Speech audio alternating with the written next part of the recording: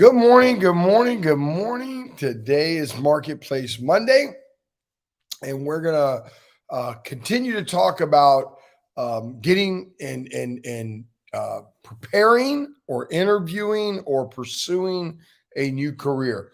It's interesting that since we've been doing this on Marketplace Monday, um, I think a lot of people think, well, you know what, I'm not going to be really in the market for a new job this year, so maybe I don't need to hear this. Um, we always move careers. I've been alive for a long time, and I can tell you I've had several careers. I haven't had as many as a lot of people have, but I have changed careers over the years. So um, I think that number one, you never know when you're going to need to interview. So it's always, as my fighting trainer, Jimmy Williams, used to say, stay ready to keep from having to get ready. So I think that it's always something to think about. Number two, the reason why we're talking about a new career this year is we're talking about the double. We're talking about God really increasing us. And sometimes for God to increase us, we're going to have to move outside our comfort zone, right? So what this teaching is all about really is Proverbs 4:7, as it says right here. Wisdom is the principal thing. Therefore, get wisdom, but in all you're getting, get understanding. Now, what is wisdom? Wisdom is doing what you have understanding of successfully. That's why he says, in all you're getting, get understanding, because you got to have understanding first. After understanding, then wisdom comes. You get understanding, you get knowledge, you understand some things, and then God's going to show you how you do those things, how you pursue those things, how you have success in those things. That's why the Bible says God will add his super to our natural. There's always something for us to do. So today I want to talk about, on last week, I believe we talked about um, specifically around taking stock in your current skill set and those things that you need to develop, right? So last week we talked about identifying what some of your skills are, things that you could get better at, things that maybe you could, as you decide the career that you want to go down, the career that you want to pursue, understand the skills that you have, understand the skills that you'll need, and begin to bridge the gap. And one of the things that we talked about is if you're going to start a new career or take a new role, scan job descriptions of that role so that you can learn what are some of the things that you need to do to get skilled. Now, how does this apply to the entrepreneur, Pastor? You're talking a lot about just, getting a new job in corporate America. Well, it's the exact same process. It's the exact same process. My daughter told me she wanted to do this, or my kids would tell me they want to do this. I would tell them the same exact thing. Go do research and figure out what it takes to do that job. If you're going to own the business, you got to know how to do the job. So go understand it. Then go talk to business owners about that particular business. What are the good things? What are the bad things? We've talked about it before, right? Also, you can Google when you're looking for a job, what are the latest trends and competencies that recruiters are looking for in the medical field? What are the latest trends and competencies recruiters are looking for in the mechanical field, in the nursing field, in the doctor field, in the lawyer field? Whatever it is that you're looking for, right? You can go on and you can find out what are those trends. And based on what those trends are, you match your skills. Where are you at from a skill level perspective? And then you figure out where the gaps are and you fill those gaps with study courses, with certifications. We talked about that last week. So now this week we're talking about, now you got that done, and we want to get into the resume. We want to get into your resume because, at the end of the day, if you don't have great writing skills, when it comes to your resume, you're going to need to outsource here.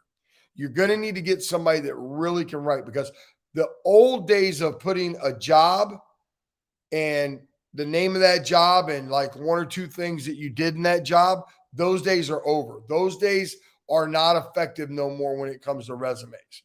Okay. We got to get really, really specific today about our resume. We got to get really, really specific about our cover letter that we send in, right? So along with our skills, our CV, right, our resume will need a makeover. There's no doubt about it. One of the most difficult things that you will face in getting a new career is demonstrating how your prior experience and your prior skill can be applied in the new job sector that you're going to. Again, let me tell you, one of the greatest things, it's going to be a challenge. How do you tell that story of, I was at McDonald's flipping hamburgers, right? And now I want to go work at Amazon, or I want to go work at UPS. How do you correlate those two? Or you were a nurse working in a hospital, and now you want to go be in sales. Or, you were a salesperson and now you want to go be an auditor, right? All different things, right? So one of the things that I find through talking to different hiring managers, the HR people that I've worked with in the past and currently, because I've been talking to our HR manager about this series to get information for you guys. One of the things that Sarah was saying is that you should emphasize, Sarah's my HR manager, you should emphasize your transferable abilities, right? And accomplishments to kind of offset your lack of experience in a particular industry. Again, let me restate that. You should emphasize your transferable. Like, let's say you're a nurse wanting to go into sales. What's a transferable skill that you have in nursing that transfers over into sales? Well, if you're in nursing today, you're probably using a computer quite a bit. You're probably doing a lot of data entry about your patients. Well, if you go into sales today, you're going to have to know how to use CRMs, right? You're going to have the client relationship management systems. I believe that's what the acronym CRM means. I just know it as a CRM. Client relationship management systems, CRM. When you're a nurse, you see the nurses, you go to the hospital, they're plugging in all this information. So that's a transferable skill. If you're going to go start to sell, a transferable skill would be that you know how to enter data. You know how to work a CRM. Another transferable skill, and I'm using two really unorthodox things. Who would ever think a person that's a nurse would want to go be a salesperson? So let me give you some more things that transfer. Another thing that would transfer is people skills. People skills, because as a nurse, you have to deal with family members and loved ones, sometimes in uncomfortable situations. That's a transferable skill. Dealing with somebody in an uncomfortable situation in sales is a transferable skill. Another thing in nursing that would be a transferable skill, believe it or not, you understand how to work long, demanding hours. You understand how to work in a stressful, high-pressure work environment. Those are all transferable skills. All of that, those are transferable skills. So as we're writing our resume, right, we need to begin it by writing a summary, right? And in that summary section of the resume, right, we have to summarize things that we did. As a nurse let's just say in a trauma center, I was responsible to deal in high pressure situations, right? That tells you, man, as a higher man, this person deals with, as a nurse in a trauma center, I was tasked a lot of times with giving bad news, right? As a salesperson, sometimes, you have to be the one that deals with negative people in sales. And I'm just trying to give y'all, you could take this back and forth and go back and forth between a lot of different industries, right? So you got to write a summary. Number two, you have to focus on your skill set, not your work experience.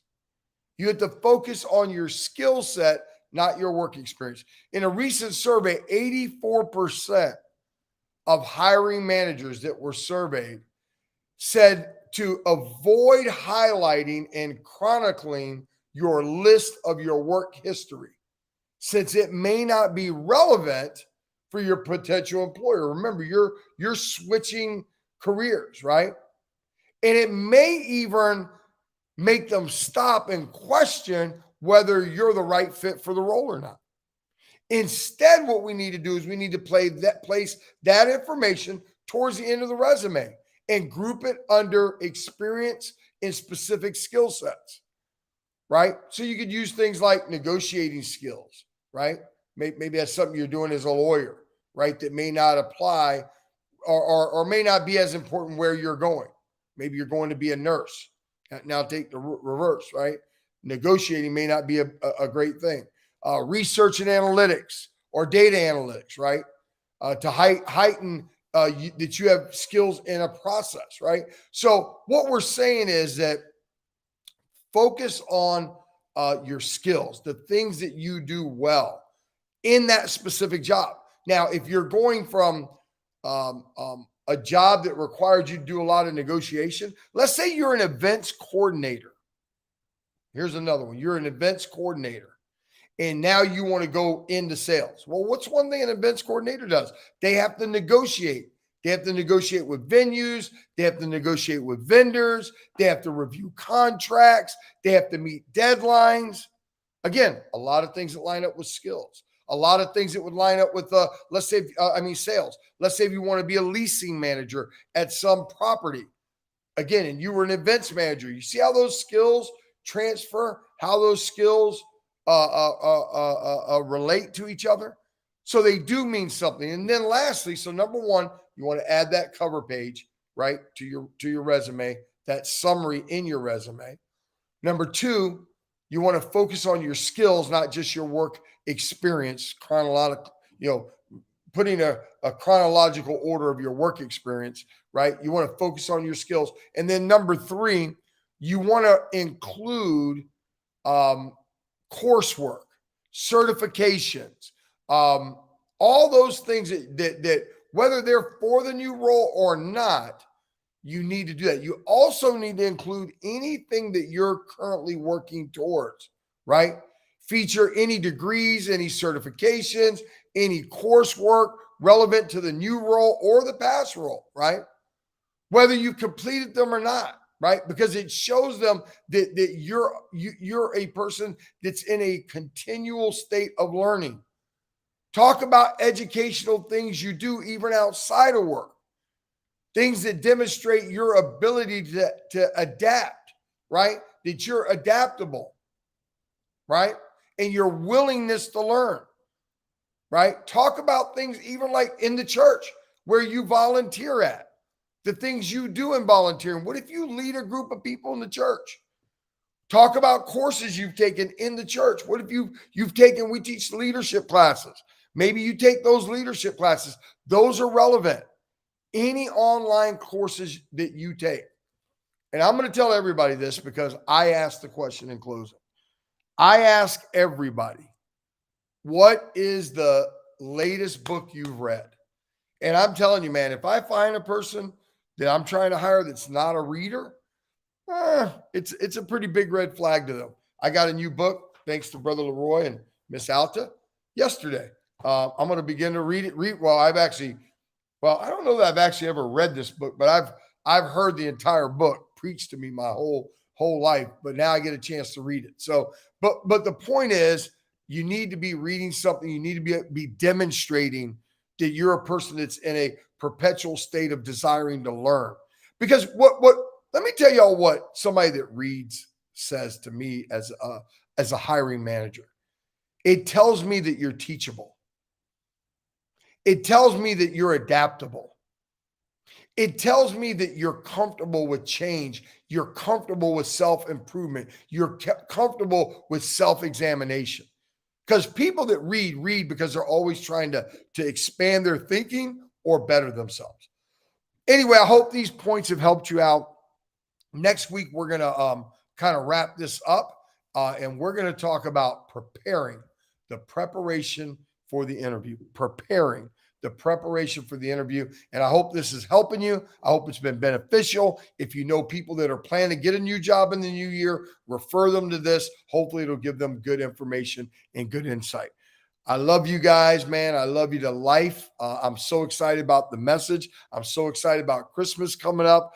Man, go back and listen to yesterday's message. If you didn't get a chance to hear it, I believe it was really something the Holy Spirit wants us all to hear. If you were there and you heard it, go listen to it again. I love you, man. Tomorrow's Together in Marriage Tuesday. Listen to me. Don't forget Together in Marriage Tuesday. Invite a friend, invite a couple, invite people. We need to make sure that marriages are fortified and strong. I love you. I love you. I love you. Until tomorrow, Pastor Nick saying, enjoy life.